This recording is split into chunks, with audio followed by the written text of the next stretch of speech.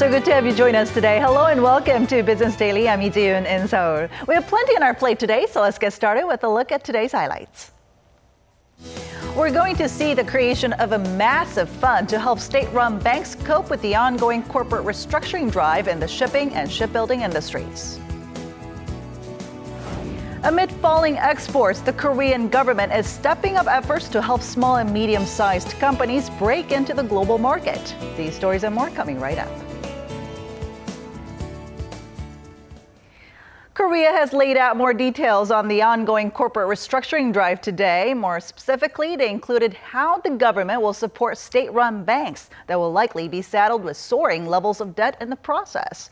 For more on this, we're now joined by our Hwang Jae in the studio. So Ji-hye, how much will the government set aside to facilitate this restructuring process? The Korean government and the central bank will create a recapitalization fund worth around $9.5 billion to expand the capital base of the state banks, which are Korea Development Bank and Korea Exim Bank. The fund will allow banks to withstand the losses they're likely to incur when restructuring the country's ailing shipping and shipbuilding industries.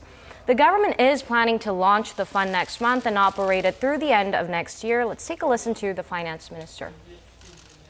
The recapitalization fund will have a limit of $9.5 billion established with loans provided by the BOK as well as government contributions. We plan to use it to buy cocoa bonds issued by the state-run banks. The COCO bonds, or contingent convertibles that the minister just mentioned, are basically the riskiest debt issued by banks that are automatically converted to equity under set conditions. So if the fund buys these COCO bonds issued by state banks, it would ease the pressure on state-owned lenders that have high debt exposure to shipbuilders. Now, apart from the fund that will indirectly support the banks, the finance ministry will directly inject around $850 million of capital into the Korea Exim Bank this year. But how much amount is actually necessary to push through with the restructuring process? The government expects the restructuring to cost an estimated $4 to $7 billion, and considering the BIS ratios of the KDB and Korea Exim Bank, the ratio of the banks, which in essence shows the solvency level of a bank or how much risk it has compared to its capital, currently each stands at 14.6% and 9.9%, and the government now aims to meet the target of 13 and 10.5%. Now, this amount is far smaller. The $4 to $7 billion amount is far smaller than what the government set aside that I mentioned earlier, which is $9.5 billion. The government says the financial health of the state banks for now are not in conditions bad enough to cause imminent problems, but the expansion of capital is necessary to preempt future instability that could be triggered in the process of restructuring. It added that not all of the funds will be released immediately and that they will be provided upon request by the banks. Now, there had been growing calls for the central bank to directly inject cash into state banks using its authority to print money, but now it seems like that's out of the picture. You're right. It's only going to be loans that the BOK is going to provide this time, which means state banks will have the obligation to pay them back. But the government and the central bank did leave the door open to give out cash, noted in the line of their press release stating that the BOK should join efforts to do so in worst-case scenarios. All right, so aside from its plans to fund the state banks, what are some other details that we should keep an eye on? The government also plans to set up a separate and new regular ministerial meeting to monitor how the restructuring plan is proceeding. The finance minister once again emphasized that the principle of the overall is that the companies implement their own reform plans and take responsibility of losses incurred.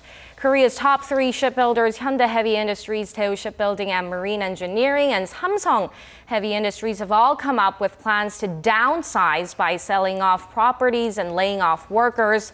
Hanjin Shipping and Hyundai Merchant Marine, the companies in another major sector of restructuring, plan to finalize talks on cutting charter rates with ship owners by the end of this week. All right, thank you so much for coming in today, Ji-hye. You're welcome.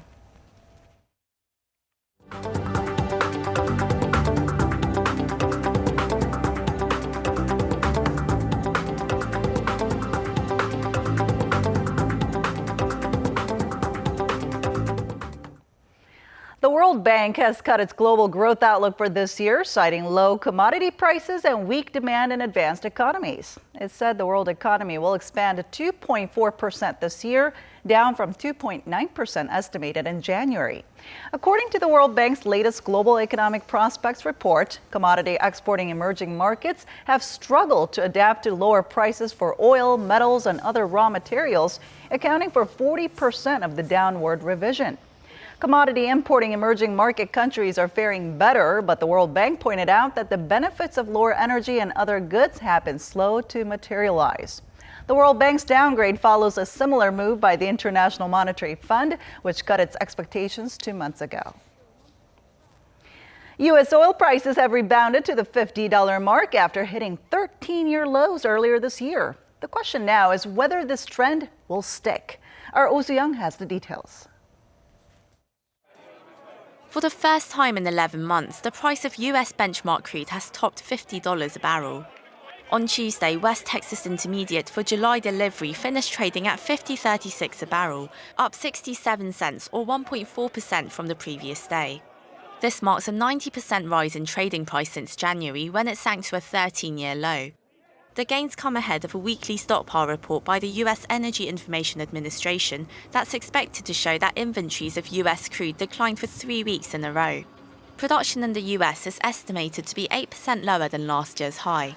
Also, supply outages in Nigeria and Canada helped push up prices past the threshold. Experts are now asking whether oil prices are on a solid upward trend. The US EIA last week maintained its forecast that while demand in developing countries will steadily grow, global oil supplies will continue to dwindle this year, down 800,000 barrels a day to roughly 8.6 million barrels a day. And production is forecast to slip further in 2017, hitting 8.2 million barrels a day. But some other experts say a supply shortage is unlikely. With the recent OPEC meeting having failed to produce a collective cap on crude production, oil-producing countries may increase their output, especially with Iran's growing output posing a threat to their market shares. There's also speculation that with prices breaching $50, there could be a revival of shale drilling activity, which would stabilise declining oil production in the US. Oh Soo-young, Business Daily. The Emergency Committee for Companies at the now-closed Inter-Korean Kaesong Industrial Complex is seeking permission to enter the facility and check their equipment before the rainy season starts. At a press conference this morning, the committee also said the 124 companies it represents cannot accept the government's compensation plan, which includes one-on-one consulting and insurance payouts for the raw materials and finished goods left in the industrial park when it was closed back in February. Seoul's Unification Ministry says it's inappropriate for the companies to enter the North at a time when South Korea is strengthening its sanctions on North Korea, and after Pyongyang announced that it would confiscate all South Korean assets in the park.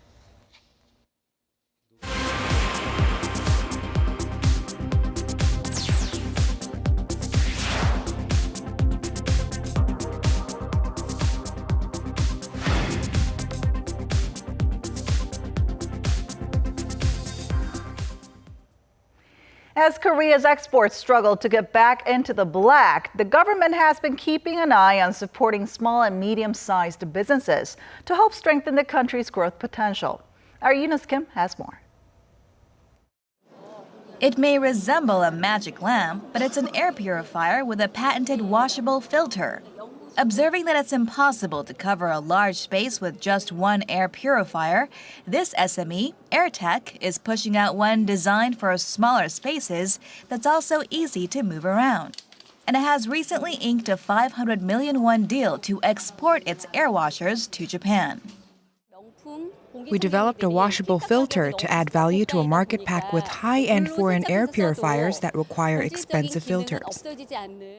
This SME patented a technology for non-toxic, eco-friendly nail stickers and succeeded in exporting them to Austria through a distributor.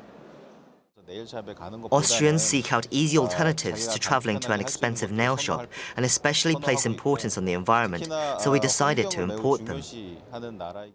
These are just a couple beneficiaries of the government's push to support SMEs in breaking into the global market.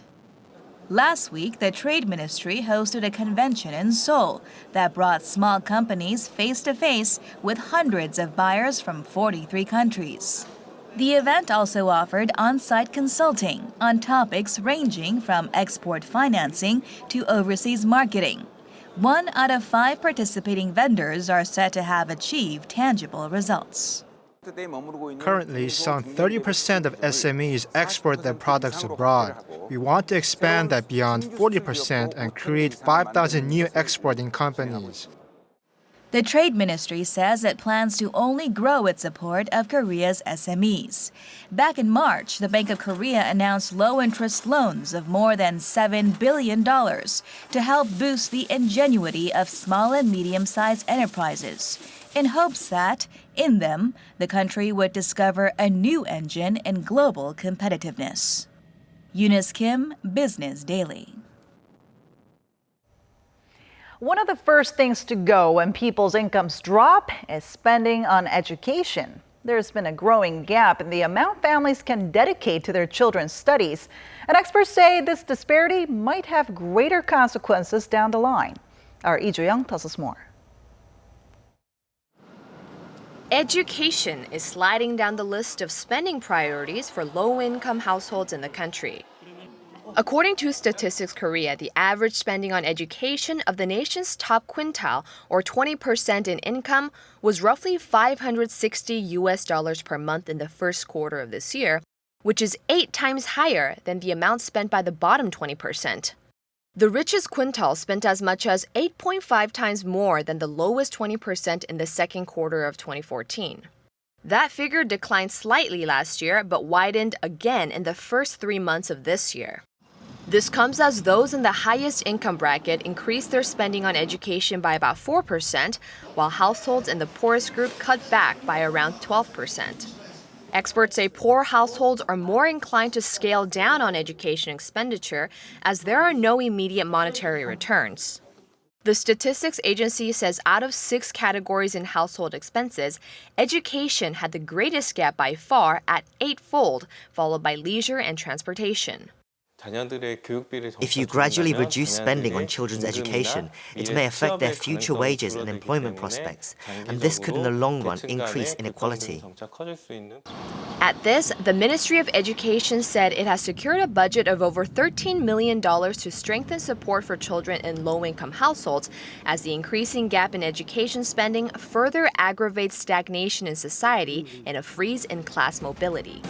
The ministry adds about 1,000 instructors will be dispatched to support children in rural and low-income urban households for free. Lee Joo-young, Business Daily. It's another step forward in the world of wearable devices, as Korean scientists have developed an electronic textile that can stick onto clothing to monitor the wearer's heartbeat. Our Kim Ji-yeon has the story. Electricity flows through this special type of soft textile and monitors a person's heartbeat without them noticing. A team of scientists at the Gwangju Institute of Science and Technology, led by Assistant Professor Ko Eung-jo of the School of Material Science and Engineering, said they developed a way to boost adhesion of the textile and sensors to the clothing. The textile is also reusable just like any other clothing fabric.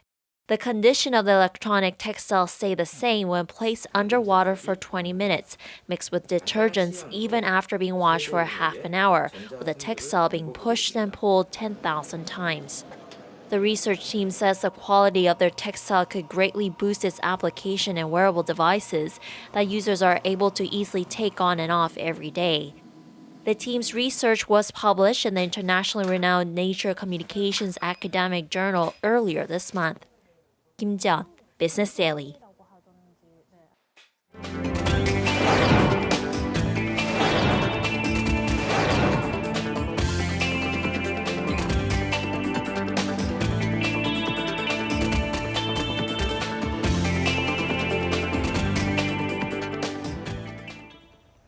And that does it for today. But we'll be back tomorrow with more business news that matters to you, so don't forget to tune in then.